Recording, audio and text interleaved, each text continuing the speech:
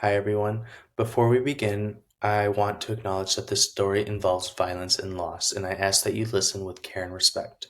This is the story of Emily Pike, a young Indigenous woman whose life was taken and whose case remains unsolved. In Mesa, Arizona, a roadside memorial marking the last place Emily was seen alive was recently removed and then rebuilt by community members who refused to let her name disappear. This is not just about a memorial, it's about remembrance, accountability, and the ongoing crisis of missing and murdered Indigenous women. This is Emily's name, this is her place, and this is why the community is still standing. On January 2nd, 2026, supporters of Emily Pike returned to the corner of Mesa Drive and McKellips Road to rebuild a roadside memorial after it was removed by a property owner. This site is not just symbolic, it is the last place Emily was seen alive in January 2025. Nearly a year later, her murder remains unsolved, and for many in the community, the memorial represents one of few visible reminders that justice has yet to be served. Emily's remains were discovered the following month near Globe, Arizona, inside trash bags. The brutality of the crime, combined with the lack of arrests, has left her family and supporters navigating grief without closure. When the memorial was removed and placed into nearby trash bin, the act struck a painful nerve. This memorial keeps Emily Pike's name in their mouths, said one supporter while rebuilding the site.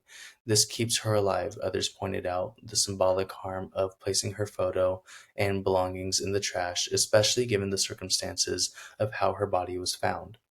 For many, the removal felt less like a neutral property decision and more like an erasure. Property rights versus public memory. The property owner, who declined an on camera interview, stated that the memorial had been placed on private land without permission and that he did not know who to contact to have it relocated properly. He emphasized that the items were left in a bin so they could be retrieved, not destroyed.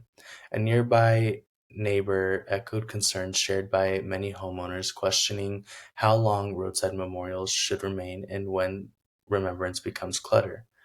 The tension between private property rights and public grieving is not new.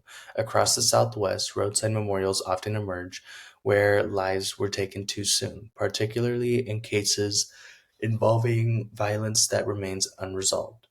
What makes Emily Pike's case different, supporters argue, is that visibility is part of survival. Without constant public erasure, cases like hers risk fading into silence. The memorial as resistance. For Indigenous communities especially, memorials are not simply markers of loss, they are acts of resistance. Emily Pike's case is part of the broader crisis of missing and murdered Indigenous women, a crisis marked by systemic neglect, jurisdictional confusion, and chronically low case resolution rates. This past Saturday in Mesa, Indigenous people and allies gathered to protest not only for Emily but for all MMIW. Drums, signs, prayers, and voices filled the streets, demanding accountability and visibility. The protest made clear what the memorial already represents. Emily Pike is not an isolated tragedy. She is one name among thousands, keeping the case alive. Federal investigators are currently offering a reward of up to $200,000 for information leading to an arrest of Emily Pike's killing. Tips can be submitted to the Bureau of Indian Affairs, and supporters continue to stress the public awareness is one of the most powerful tools available to families still waiting for answers. Emily Pike's aunt has not yet spoken publicly, though discussions are reportedly underway with the property owner to determine the future of the memorial. Whether the tribute remains at the corner or is relocated, one thing is clear. The community will not allow Emily's name to disappear. As long as justice remains unfinished, remembrance will remain necessary, not as clutter, not as nuisance, but as witness. Emily Pike's memorial was rebuilt, not out of defiance, but out of love and responsibility. For many Indigenous families, remembrance is the only justice that has not failed them.